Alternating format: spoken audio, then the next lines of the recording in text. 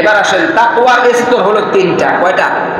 কোন কোন উলামায়ে কেরাম বলেন তাকওয়ার স্তর 7টা। মশহুর তিনটা আজকে আপনাদের সামনে আমি বয়ান করবো ইনশাআল্লাহ।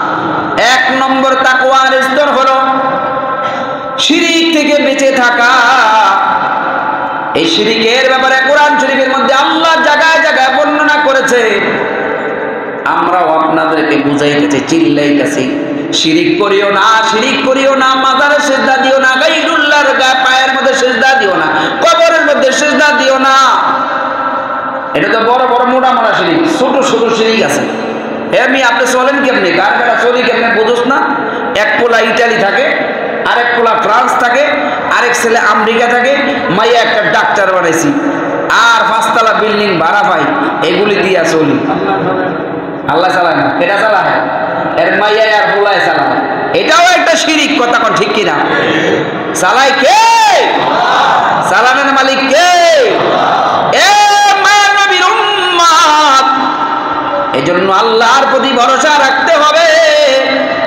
আল্লাহ রাব্বুল আলামিন সুন্দরভাবে কোরআনের মধ্যে জায়গায় জায়গায় বর্ণনা দিয়েছে, আমি আল্লাহ বান্দাদেরকে বিপদ মুসিবত থেকে উদ্ধার করি। প্রশংসা আমি আল্লাহর করে না, করে গিয়া মাঝি বেটার ওই যে নৌকার ঘটনা শুনেছিলাম, মনে আছে নি? ফাইদা রাকিবু ফিল ফুলকি দাউল্লাহ মুখলিসিনা লাহুদ্দিন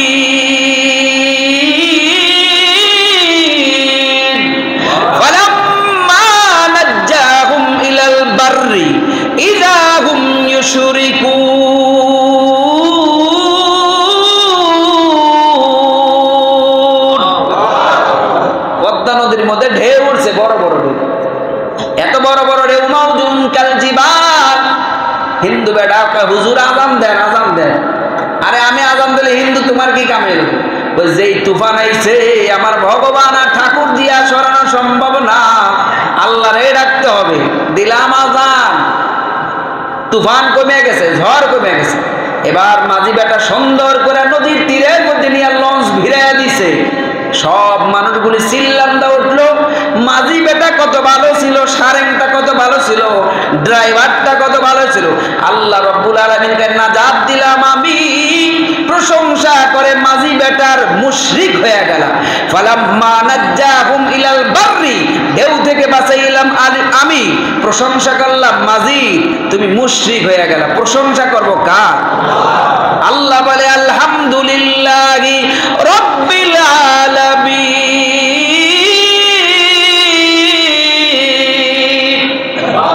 সমস্ত প্রশংসা কার? আল্লাহ। প্রশংসা করার তৌফিক দান করুন, জোরে বলেন আল্লাহ। হে মায়ের নবীর উম্মত, 1 নম্বর তাকওয়ার স্তর শিরিক থেকে বেঁচে থাকা। 2 নম্বর সাধারণ গুনাহ থেকে, কবিরা গুনাহ থেকে বেঁচে থাকা। কবিরা গুনাহ থেকে বেঁচে থাকা, গুনাহ তো হইবই, মানুষ চলার পথে গিয়া গুনাহ হবে, এটাই স্বাভাবিক।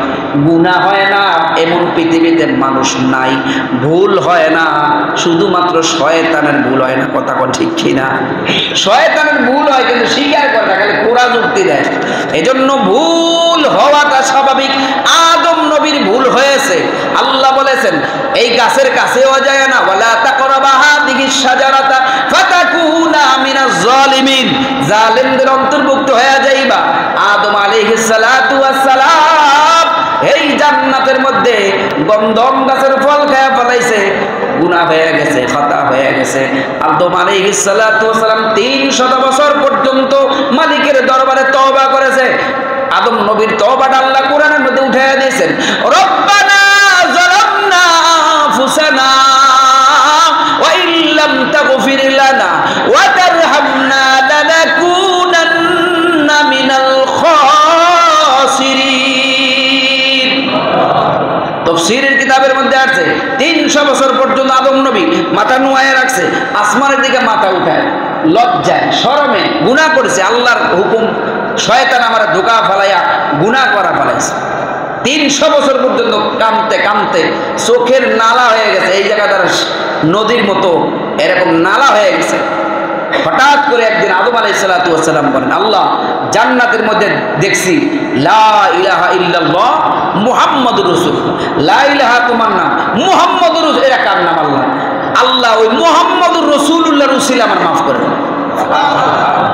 আল্লাহ রাব্বুল আলামিন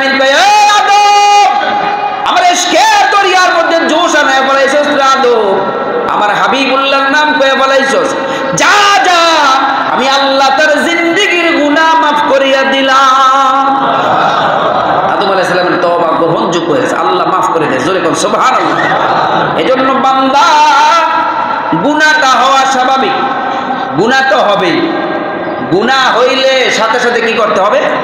তওবা।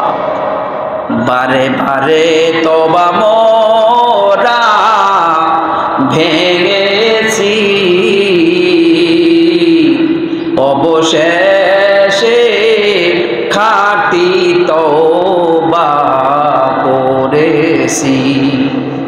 এ মায়ের নবীর উম্মতগণ, আল্লাহ রাব্বুল আলামিন কালামুল্লাহ শরীফের মধ্যে জানায় দিলেন, ইয়া আইয়ুহাল্লাযীনা আমানু তুবু ইলাল্লাহ তাওবাতান নাসুহা।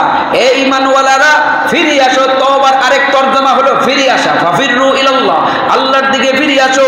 তুবু ইলাল্লাহ তাওবাতান নাসুহা, একনিষ্ঠভাবে যদি কেউ আল্লাহর দরবারে তওবা করতে পারে, আল্লাহর নবী বিশ্ব নবী রাহমাতুল লিল আলামিন বলেন, কুল্লু বনি আদম খাত্তাউন ওয়া খায়রুল খাত্তাউন আনিত তাওয়াবিন। প্রত্যেকটা বনি আদম গুনাহগার, তবে সবচেয়ে উত্তম গুনাহগার হইল ওই ব্যক্তি যে গুনাহ হওয়ার সঙ্গে সঙ্গে মালিকের কাছে তওবা করে। প্রত্যেকটা মানুষ গুনাহগার। বুকে হাত দিয়ে বলতে পারবে যে আমার দ্বারা একটা গুনাহ হয় না? কেউ বলতে পারবে? এই পৃথিবীর মুখে কেউ বলতে পারবে যে আমি গুনাহ করি রে? গুনাহ হয়ে গেছে, না করতে চাইলেও শয়তানের ধোঁকায় পড়ে হয়ে গেছে, নফসে আম্মারার প্ররোচনায় পড়ে হয়ে গেছে। কিন্তু আল্লাহ রাব্বুল আলামিন চায় বান্দা গুনাহ করুক, আর গুনাহ করার পর আল্লাহর কাছে মাফ চায়। আল্লাহর কাছে মাফ চাইলে আল্লাহ খুশি হয়। জোরে কোন সুবহানাল্লাহ।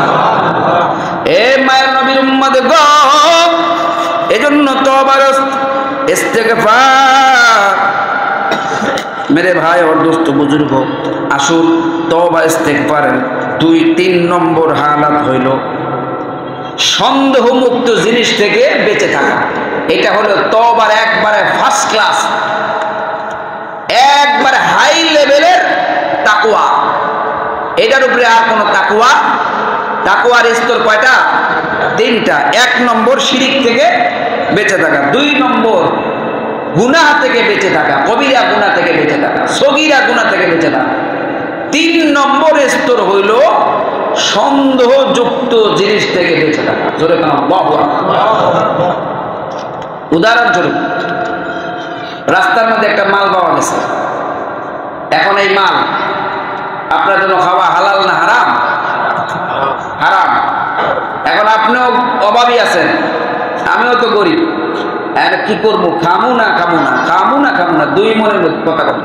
একটা হাদিস মনে করে, এটা সহিহ মুসলিম শরীফ, আজকে হাদিসটা বললাম, মুসলিম শরীফের এক হাদিস। আল্লাহ রাসূলের এক সাহাবী এসে বলতে, ইয়া রাসূলুল্লাহ, আমি তো হালাক হয়ে গেলাম, আমি তো ধ্বংস হয়ে গেছি। কি হয়েছে? আমি রোজার মাসে রোজা রেখে বললোকে সহবাস করে গেছি। মারাত্মক কথা। তাহলে তোমার কাছে কি কোনো গোলাম আছে? গোলাম আজাদ করে দাও। ইয়া রাসূলুল্লাহ, আমাকে গোলাম করলাম না, আমি নিজে তো এক গোলাম, আমি নিজে তো অভাবী। তাইলে তুমি কি 60টা রোজা একাধারে রাখতে পারবা? ইয়া রাসূলুল্লাহ, আমি তো শারীরিকভাবে দুর্বল, বয়স্ক মানুষ, আমার দ্বারা এটাও সম্ভব না। তাহলে 60 জন মিসকিন খাওয়াইতে পারবা?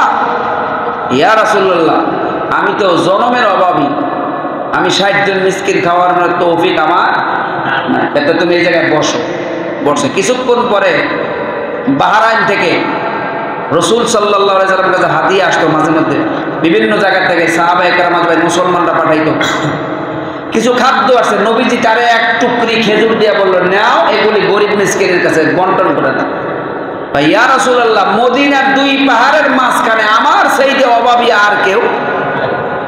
নবীজি একটা হাসি দিলেন, দাঁত বলি বাইরে গেছে। সুবহানাল্লাহ। এটা হইলে তুমি খাও। জোরে কান আল্লাহু আকবার।